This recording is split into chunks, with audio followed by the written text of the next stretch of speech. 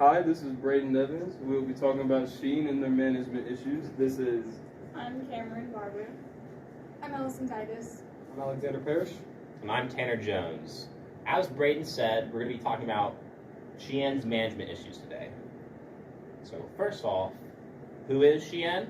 So a couple things you need to know about Shein. First of which, they are a Chinese company. So the second of which is that they are based within the fast fashion industry. So they're all about getting the most innovative designs out as quickly as possible and replacing their old designs immediately as soon as they're obsolete. So they ship across a total of 220 countries across the world, and they pride themselves on their affordable prices. And when there's deals going, sometimes they're even under $1. That's how incredible their prices are. So why did we choose to cover Shein? Well, Shein's positioned in a very unique place in the market. They're widely successful within the fast fashion industry, and they have the potential to make a great change. But the issue is the company's always in one controversy or another, be it how they treat their workers, how they make their product, or how they deliver. Just looking at their mission statement, which is to serve as a leader in the industry and bring fashion into the modern era, I just don't think they're living up to that. To Shein, being a leader is simply about the profits, but if you're going to be the leader of an industry, you should do so by example. Hence why we're going to cover Shein. Cameron? So we started off with 9 issues, and some of them correlated. So the main ones that we touched on were the inhumane working conditions, where their employees had to work long days without getting any meal breaks. They had abusive employers and managers. Their managers would be disrespectful of their religious beliefs. They would use toxic materials in the clothes that they would make. They had lack of quality control in their products, and they had very long delivery times getting the products to the consumers. So after assessing those 9 topics that we touched on, we decided to go with lack of environmental sustainability and delivery issues. So with the environmental sustainability, it talks specifically about fabric waste and the fact that the company produces so much at one time every single day without actually selling it to the consumer, going straight to the landfill, or after getting to the consumer and putting it straight in the landfills after wearing it once or twice. And as for the delivery issues, they are known for, like Tanner said, having very long delivery times, which will take up to 4 or 5 months.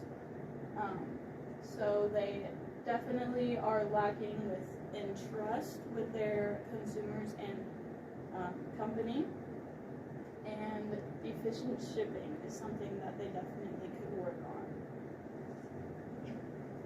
So how are we going to fix these issues?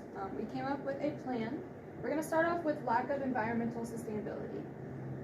Like she said, they have a lot of waste issues, and a lot of the product that isn't taken by consumers is thrown God knows where. So the first thing we want to do is get into contact with the company who handles waste management for other companies. Patagonia already has a good process of this, where they partner with another company and they kind of take care of whatever waste they have.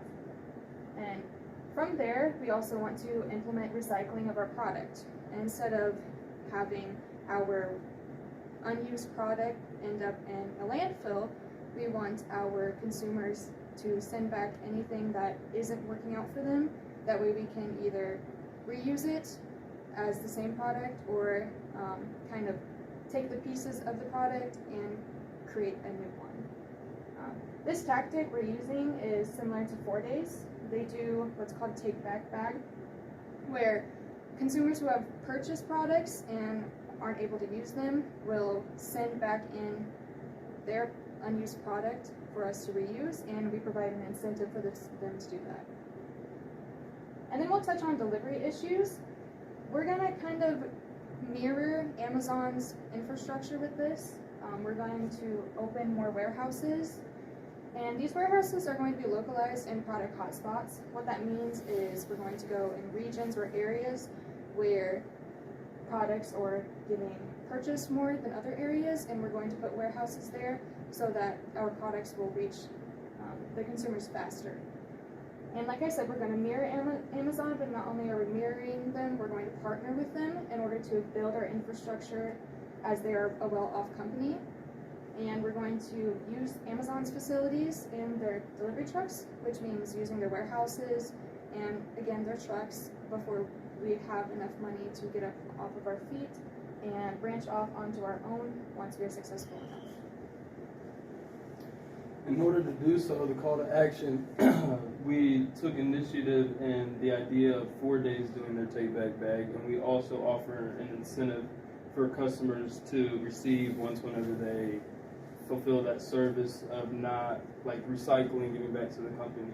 A partnership we will be partnering with is Conover Packaging. They're mass produce of plastic bags. They help out with a bunch of different companies, and all of their bags are like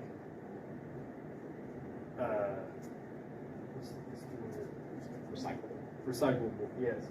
And to get this off of our get it off the ground, we will be promoting influencers and other brand ambassadors to the new service and helping them reach out to new consumers who are also trying to help the environment and not leave a carbon footprint. And that's the biggest idea of the implementation is we want to reduce the waste, we want to bring innovation to the company, and we also want to reduce the carbon footprint that Shein leaves whenever they are fulfilling their profits and all of that. The goal with this is to encourage recycling amongst other companies and consumers, and then to clean up the environment to help out with just life. For the delivery issues, to improve this, we will be joining Amazon. Amazon is a great, well-known company that is pretty much the blueprint to the infrastructure of delivery. So it'd be we're going to partner with Amazon in order to fulfill what we want to do. We are going to be using their warehouses, like Allison said, their delivery trucks and whatnot. But whenever we obtain that, we want to start our own warehouses and our own delivery trucks, investing our own money into this. And with that, we want to keep the shipping down to 2 days because the customers obviously receive nothing 4 months after you already ordered it. The goal with this is for Shein to invest and learn about the infrastructure of delivery and implement it into their own company and becoming their own global entity in the shipping industry. All right, now that we came up with our main problems, our plan to deal with these problems, and then obviously incorporated our action, it's time to evaluate on how we think everything went from a company standpoint and from an ethical standpoint. So starting off with the take back bag, unfortunately it did not go as we expected it to. Doesn't mean it can't get better. However, currently the price was at $20 an incentive of free merchandise if you went through with the program. From a business standpoint, Shein wants to make more money and more profit. Thus, we decided with the best course of action would be to drop the incentive down to $10. So you're still getting that incentive to go ahead and recycle your old clothing, and Shein makes more money. Because Shein itself, the clothes are already extremely inexpensive. So shirts, pants, anything can go from anywhere from $1 to $10. So with a $10 free, you're already getting a possibility of like 3 shirts. But $20 is a little too much, so we're trying to tone it down a bit and go down to the $10 mark.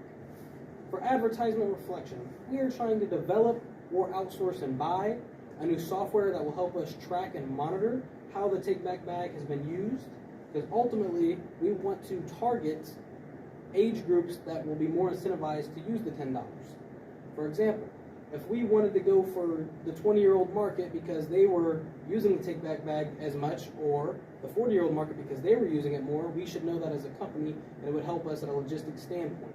So ultimately, if we can build a better demographic and then ultimately help build towards targeting better audiences, it will help us as a whole, help Shein profit better. For our delivery issues evaluation, The total cost currently for the vans and the warehouses are estimated at roughly 1.7 billion US dollars. The problem with this is from a short-term standpoint, it'll take about 7 years to recover that money before we even see profit for Shein.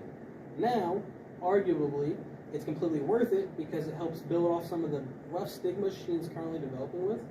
As said before, they have numerous problems they battle with, and currently one of the big ones is the delivery times. So ultimately, if we can help boost the delivery time, and with this program it's already up to 400%, then help build Shein's problems step by step and ultimately make the company better. For the consumer survey, we want to go ahead and implement this at the end of every transaction and at the end of the take-back transactions. Ultimately, what this will do is collect information to help Shein in the future. As a company, it's always good to have positive or negative feedback, and this will help the shareholders and stakeholders and consumers, along with the development team behind Shein, know how everybody's feeling about the company and if they're satisfied with the new changes that we had went ahead and implemented. So we've already done a test run of this already, and currently 80% of our consumers say that they are beyond pleased with the course of action that Braden talked about earlier that we have implemented ourselves in the Shein. So thank you for watching our presentation.